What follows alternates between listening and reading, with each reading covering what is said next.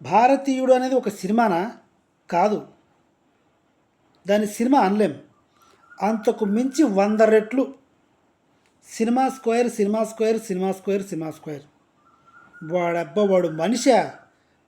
అరే, కమల్ హాసన్ అసలు ఒక నటుడా లేకపోతే నటదేవుడు? ఇప్పుడు డబ్బు అంటే లక్ష్మీదేవి డబ్బుకు సంబంధించింది. అలాగే నటన అంటే కమల్ హాసన్ అంతే. వేరే ఎవ్వడు లేడు. ఎవ్వడు కమల్ హాసన్లో ఒక వెంట్రుకంత కూడా యాక్టింగ్ చేసేవాళ్ళు లేరు. వాడెవడరా నాయన? ఈ శంకర్ డైరెక్షన్. వచ్చే జన్మంటూ ఉంటే శంకర్ దగ్గర అసిస్టెంట్గా పుట్టించు స్వామి నన్ను. కిరాకుంది భయ్య సినిమా మాత్రం. సో ఫైనల్గా సినిమా ఏంటి అని చెప్తా. సినిమా ఫ్లాపా, హిట్టా, సూపర్ డూపర్ డీలక్స్ హిట్టా అనేది లాస్ట్లో చెప్తా. సినిమాలో ప్లస్లు మైనస్లు ఏంటంటే అన్ని ప్లస్లే. ఓ 20 మినిట్స్ ల్యాగ్ అయింది. ఫస్ట్ పేర్లు పడిన తర్వాత ఓ 15 టు 20 మినిట్స్ వరకు కథ బాగా నడిచింది. తర్వాత ఓ 30 మినిట్స్ వరకు ల్యాగ్ అయింది, ఏదో సోది ఉంది. తర్వాత లాస్ట్ సినిమా అయిపోయి క్లైమాక్స్ 20 మినిట్స్ ముందు అదిరిపోయింది.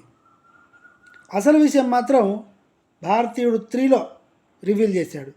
ఆ ట్రైలర్ కూడా వేశాడు లాస్ట్లో. ఇక మ్యాటర్ ఏంటంటే కంటెంట్. నీ చుట్టూ ప్రజలు బాగుండాలి అంటే ముందు నీ ఇంట్లో వాళ్ళని నువ్వు మార్చుకో. నీ ఇంట్లో ఎవరు అవినీతి చేయకూడదు. నీ ఇంట్లో వాళ్ళని మార్చుకో, లేదా చంపేస్తా. మర్మకళ అని ఒకటి ఉంటుంది, దాన్ని హైలైట్ చేసి చూపించారు.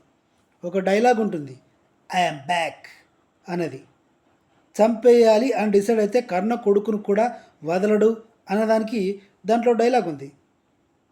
నాకు చాలా ఏళ్ళకి కొడుకు పుట్టాడు, చాలా ఏళ్ళుగా నాకు పిల్లలు లేరు, చాలా ఏళ్ల తర్వాత వీడు పుట్టాడు, వీడి ముద్దాడుతుంటే నా గడ్డం గుచ్చుకుంటుంది అన్నాడు. అందుకే నా గడ్డం కూడా తీసేసి వీడిని ముద్దాడేవాడిని. ఇప్పుడు అంత ప్రేమగా చూసుకున్నవాడిని వీడు తప్పు చేసినందుకు నేను చంపేయబోతున్నా. ఇది గూస్ బంప్స్.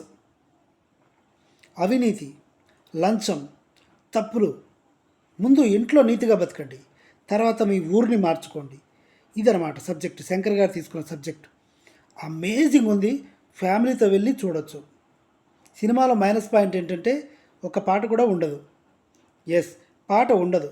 సిద్ధార్థ్ ఆయనకిచ్చిన క్యారెక్టర్ వరకు బాగా పర్ఫామ్ చేశాడు. దాంట్లో మైనస్ పాయింట్స్ ఏమి లేవు. కమల్ హాసన్ గారి యాక్టింగ్కి ఎవడన్నా పేరు పెడితే వాడొక జాంబీ, వాడు మనిషే కాదు అసలు.